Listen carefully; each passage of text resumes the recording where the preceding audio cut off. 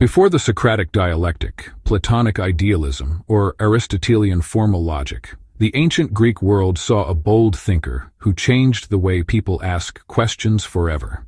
Thales of Miletus. Often seen as the first pre-Socratic thinker, Thales wasn't just an early philosopher. He marked a major shift by leaving behind the myth-based stories of Homer and Hesiod, and choosing instead to explain the world through observation and early rational thinking. He doesn't just mark the shift from myth to reason. He represents the beginning of a way of thinking based on questioning and understanding the world through evidence and logic. One where nature becomes intelligible through intrinsic mechanisms rather than divine caprice. Although none of Thales's writings have survived, his intellectual shadow endures through secondary accounts by thinkers such as Aristotle, Simplicius, and Diogenes Laertius. These accounts show that Thales's impact was not just about what he believed, but how he thought. He proposed the bold idea that the universe follows understandable rules that human reason can uncover on its own. This is 5 Minutes of Culture, your intellectual portal to the axial moments in the history of thought. We invite you to share your reflections.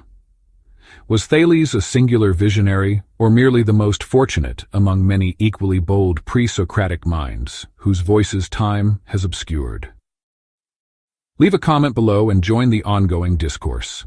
Situated on the Anatolian littoral, Miletus was a confluence of Mediterranean commerce, cultural syncretism, and intellectual ferment. It was within this cross-cultural matrix, where Egyptian engineering intersected with Babylonian astronomy and Near Eastern cosmogonies, that Thales initiated the first systematic inquiry into the ontological substrate of reality. He proposed water as the primordial arche, or originating principle, from which all entities derive and to which all entities return. This choice, though seemingly elemental by modern standards, was an epochal departure from supernatural etiologies. Thales's idea wasn't just about matter, it was a groundbreaking method. He suggested that nature follows its own rules and processes, not the random will of human-like gods. Water, with its observable polymorphism, liquid, vapor, and solid, and its vital presence in biological life, offered a coherent explanatory candidate for a cosmos perceived as dynamic, fertile, and interconnected. So, his thinking introduced a way of understanding the world, based on natural patterns instead of myths, creating a lasting connection between observation and theory that still forms the foundation of scientific thinking. The concept of an arche extends beyond simple observation. It represents a deeper philosophical endeavor to explain all things through a single fundamental principle. Thales's claim that water is the basic substance of all things initiated a tradition of monistic thinking, where later philosophers sought increasingly abstract principles underlying the natural world. His methodological innovations extended into geometry and astronomy. Diogenes Laertius attributes to him the geometric deduction of pyramid height via shadow analysis, while Herodotus and Aristotle refer to his prediction of a solar eclipse, conventionally dated to 585 BCE. If true, this achievement suggests an early form of astronomy based on repeating cycles, likely influenced by Mesopotamian knowledge passed along through trade. Thales wasn't just a thinker with abstract ideas, he was a pivotal transitional figure, an early empiricist whose approach to observing the world foreshadowed the modern scientific method. An early empiricist whose approach to observing the world foreshadowed the modern scientific method. His insistence on intelligibility, measurability, and formal abstraction marks the incipient convergence of philosophical speculation and what would later become empirical science. Thales' cosmology posited the Earth as floating upon water, a motif not unfamiliar to ancient Near Eastern mythologies. But his bold move was taking this idea out of a religious context and turning it into a scientific explanation based on natural causes. He thereby transformed inherited cosmograms into philosophical cosmogonies. The intellectual import of this transition cannot be overstated. Thales's speculative model, however rudimentary, displaced teleological accounts in favor of material self-sufficiency. He articulated a universe whose generative principles resided within nature itself, a cosmos governed not by mythic intentionality, but by discernible mechanisms. This early view of the cosmos helped pave the way for removing gods from explanations of how the world works, a shift that would fully take shape in the mechanical theories of the Enlightenment. In Thales, we observe the nascent impulse to ground knowledge in autonomous rationality, foreshadowing the methodological naturalism of modern science. Simultaneously, his engagement in civic life and infrastructural engineering speaks to a model of practical philosophy in which theoretical insight translates into social utility.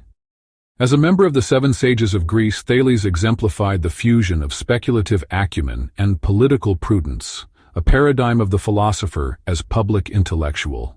The school Thales inspired, later termed the Milesian tradition, included figures such as Anaximander, who posited the apeiron, the indefinite or boundless, as the cosmic substratum, and Anaximenes, who proposed air as the foundational principle, modulated by processes of rarefaction and condensation. Each successor preserved the essential methodological ethos initiated by Thales, a commitment to unity, rationalism, and systemic explanation. This intellectual trajectory constituted the earliest philosophical attempt to construct a coherent cosmological architecture without recourse to theological dogma. The Milesian thinkers began a way of talking about existence that shaped classical metaphysics, eventually leading to Plato's use of dialogue and Aristotle's focus on purpose in nature. Thales holds a foundational place not just for his ideas, but because he shifted the focus from divine revelation to human-driven investigation and understanding. In this, he inaugurated a tradition in which the cosmos became a legible text, written in the language of proportion, pattern, and principle. And so we pose the question, can the legacy of Thales be meaningfully disentangled from the interpretive overlays of his successors? Engage with us in the comments. The enduring import of Thales resides not in any specific cosmological claim, but in the methodological precedent he established. He catalyzed an intellectual revolution wherein the pursuit of understanding became secular, systematic, and open-ended.